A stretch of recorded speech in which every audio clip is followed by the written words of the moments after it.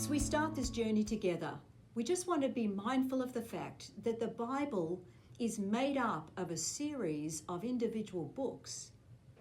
But those books are part of a redemptive narrative. There's one redemptive narrative from Genesis all the way through to Malachi in the Old Testament, and then it moves all the way through to the book of Revelation in the New Testament.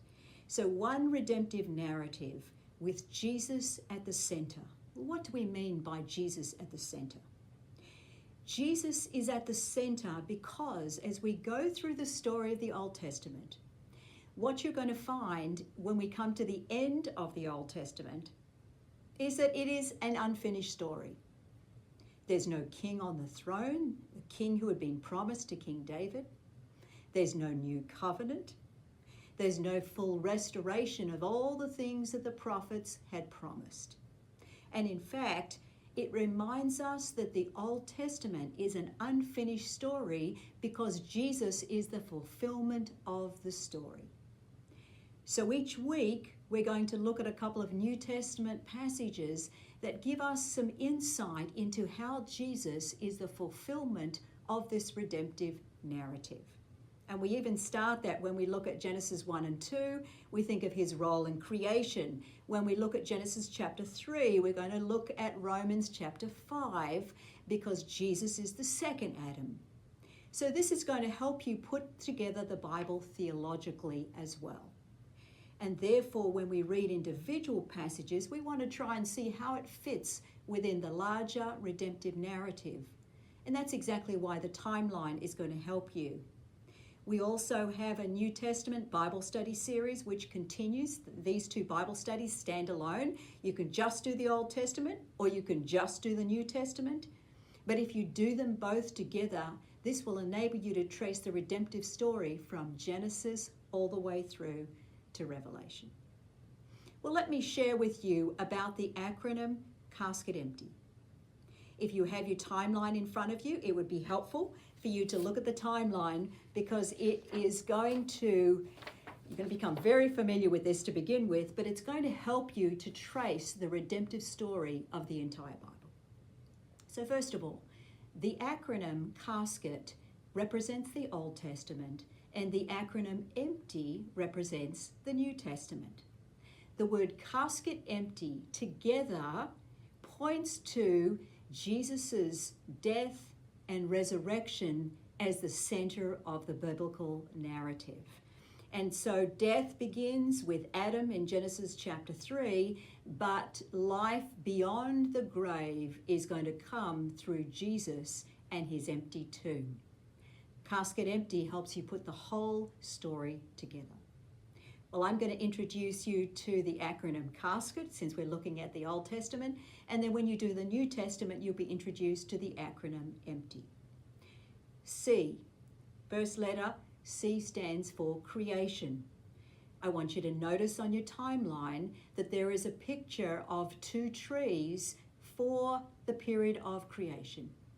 The two trees represent the tree of life and the tree of the knowledge of good and evil. When we come to our study in Genesis chapter 3, we're going to spend some time looking at the two trees and why they're so important. Because in Genesis chapter 2, verses 16 and 17, God gives a command to Adam and he says you can eat from any tree of the garden except from the tree of the knowledge of good and evil. Adam and Eve disobey God's command, and that is going to change the shape of the whole human story from Genesis chapter 3 onward. So C stands for creation. A stands for Abraham, and this covers the period of Abraham, Isaac, and Jacob, Jacob's descendants, and it takes us all the way through to the period of Sinai, which is the next one. Notice on the chart that the picture for Abraham is a gift. Well, why do we have a gift?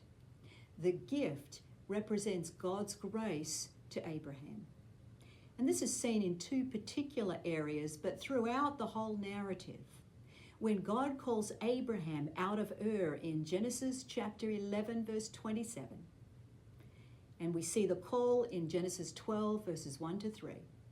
When God calls Abraham out of Ur, he's not calling a good man and he's not calling a righteous man. because in fact, Abraham's family worship idols. And this is God's grace that is coming to Abraham. When God initiates a relationship with Abraham, it is because of his grace, and the picture of a gift represents God's grace. You're also going to see on the timeline that the gift is also next to a promise that is being made in Genesis chapter 15, and in particular Genesis chapter 15 verse 6. Because there we find that Abraham believes in God, and we are told that Abraham not only believes, he trusts in God, but God reckons his faith as righteousness. Now that sounds rather technical, but we're going to learn about what that means and why that verse is so important for the whole Bible. But at this point, I just want you to notice that the gift represents God's grace in the call of Abraham, and also in his what we call justification, Genesis 15 verse 6. So we have creation, Abraham, now we're coming to Sinai. Sinai is the period covering the exodus from Egypt. They're going to arrive in a place called Mount Sinai, and this covers the books of Exodus and Leviticus, Numbers, Deuteronomy, Joshua, Judges, and Ruth. So this takes us from the period of the Exodus all the way through until entrance into the land before we get to the next time period. The picture for Sinai is the Ten Commandments. This underscores that God makes commands. This is called the Mosaic Covenant. We'll be looking at that covenant. And this is really the period of Moses, who is the central leader. And this is when the laws are given concerning the covenant in this time period. Next time period we come to, so we've had creation, Abraham, Sinai. Next time period is Kings. Kings begins with Saul and then David and Solomon. I want you to notice that the picture for Kings is a blue crown. The blue crown represents the royal line of Judah. The period of Kings is going to begin with 1050 BC, and it's going to take us all the way through to 586. The next time period is exile. You'll notice on the timeline that you have a picture of a vulture. The vulture represents the curses of the Mosaic Covenant. We will learn about the curses of the covenant way back in the time of Sinai, because you'll find a picture of a vulture at that time period as well. So this is when the Israelites go into exile into Babylon. And then the last letter, T, stands for temple, and this is the time when the Israelites go back into Jerusalem and rebuild the temple. This is a wonderful time, and yet it is also a time where they are under the rule of the Persian Empire. So God has begun to restore his people, and you'll see the picture for temple is a picture of a temple. This is what we call the second temple, because the first temple was actually made during the time of Solomon. And yet the Israelites rebuild the temple at this time. You'll also see on the picture that there is no glory cloud on the temple. This is because there is no sign of God's glory filling it, as we saw during the time of the first temple. This last time period is therefore when they go back into Jerusalem, they return, there's rebuilding, there's covenant renewal, and this takes us to the end of the Old Testament, to approximately 430 or 400 BC. So I would encourage you, as you begin your study of the Old Testament, to memorize the acronym CASKET. I would encourage you to memorize the picture and be aware of what the picture is. The study guide gives you a lengthy explanation for each one. And I would even encourage you to memorize the dates for each time period, because the dates will help you put the biblical books in their right context. Each week, you'll be asked to read 4 or 5 chapters from the Bible, usually 4 from the Old Testament, and then some selected readings from the New Testament. Because every time we do our study, we not only want to look at the Old Testament, but we want to see how it is being fulfilled in the whole canon itself. And so we also trace key passages in the New Testament while we're looking at the Old Testament. So that happens throughout the study. I'm also working with John Moser, who has been a pastor for many years, and he's written some very helpful questions for discussion in your small groups and as you study the Bible together. He's written some helpful questions, not only to help you learn the content, but also as you think about how does God's word apply to us today. So as we go through this journey together, there are certain things that you're going to need to help you. The first thing, of course, is a Bible. And we would encourage you to use a hard copy Bible. It's certainly possible to read the Bible on phones, and that's helpful at times. But really, having your own Bible helps you to own the material and to underline. We encourage you to underline key Bible verses along the way, to write in the margins, so that this really becomes your workbook as well.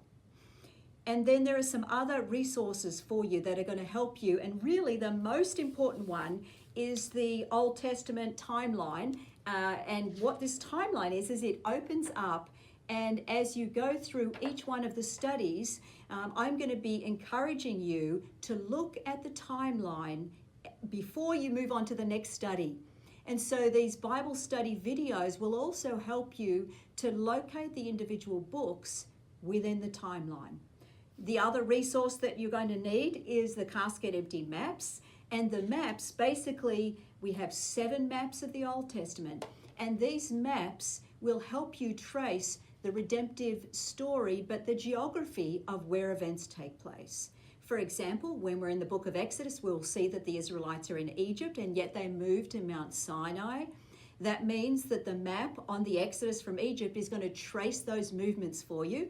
So as you're reading some of the key chapters, you want to also have the map open in front of you, as this will help you visualize where we are within the redemptive story. Another example is the Israelites are going to go to Babylon during the time of the exile. And so you want to look at the Babylonian Empire, and you want to see where they go to, where Ezekiel lives, and where Daniel is brought as well. That's another place where we see the maps. The maps help us then to trace the story, but the geographical movement of it as well. And then the last thing to mention is we have a CASKET Empty Study Guide. Basically, each week you'll be asked to read the study guide. You don't have to read it. It's not required because there are not questions on the study guide. But we will be giving you key pages to read, which will help you dig deeper into that particular time period. There is also the bookmark that gives you some additional Bible readings as well. Well, we're delighted that you have embarked on this journey through the Old Testament. And our prayer is that you would deepen in your love of who God is, you would deepen in your knowledge of the Scriptures, and you would begin to see the wonderful richness of this redemptive plan that is fulfilled with Jesus at the center.